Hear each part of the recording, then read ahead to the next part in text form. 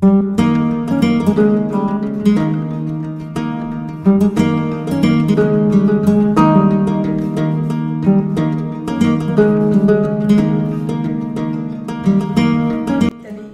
মিতালিতে সবাইকে স্বাগত, অনেক ভালোবাসা।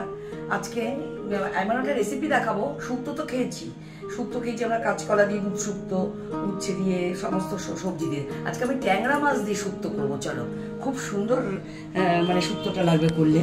উচ্ছেটাকে দেখো আমি এরকম করে পিস করেছি, সিটটাকে ফেলে নিয়েছি।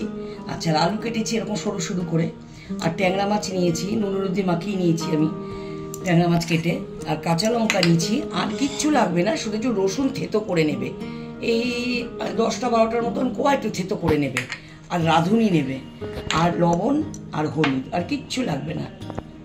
চলো, এটা সরষের তেলও করতে পারো, সাদা তেলও করতে পারো, আমি সরষের তেলেই করছি।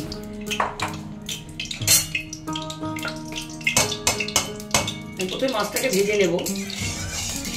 কড়াইটা ভালো করে গরম করে নিয়েছি, এবার মাছটা ভালো করে ভাজি।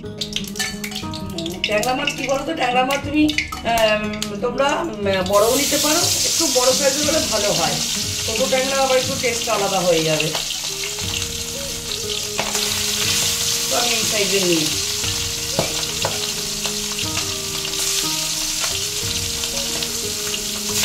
একটু কড়া ভাজবো না, মানে শুকনো তো, একটু আলতো আলতো করে ভাজবো।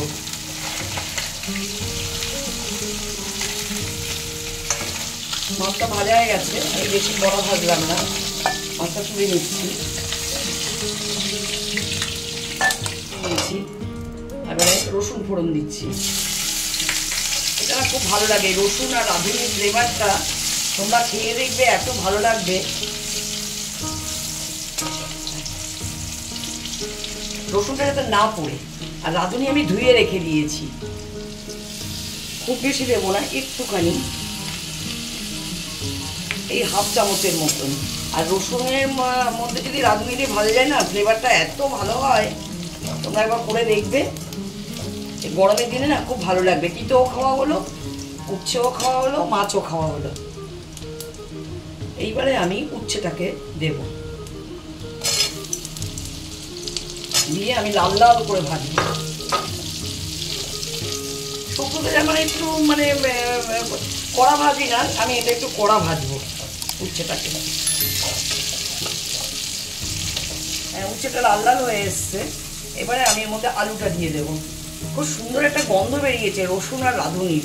এটা আমার মানে আমি তো এটা আমার মা করতো, আমার মায়ের থেকে শিখেছি রান্নাটা। এবার আমি একটু লবণ দেবো আর হলুদ দেবো।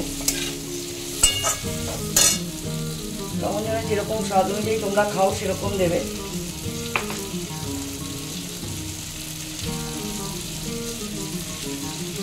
বেশি হলুদ দেবো না, শুক্তোর মতন তো একটু পাতলা পাতলা হবে।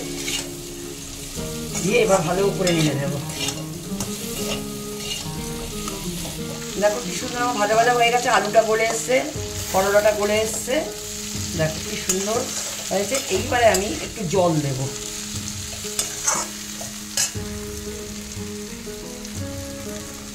একটু জল দেব,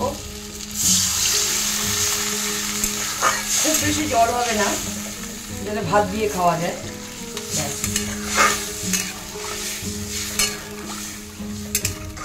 এইবারে আমি 5 মিনিটের মতন ঢাকা দিয়ে দেব।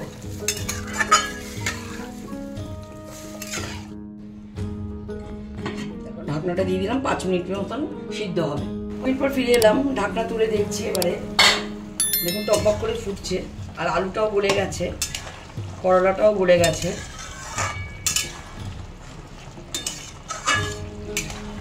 এইবারে আমি মাছটা দিয়ে দেব।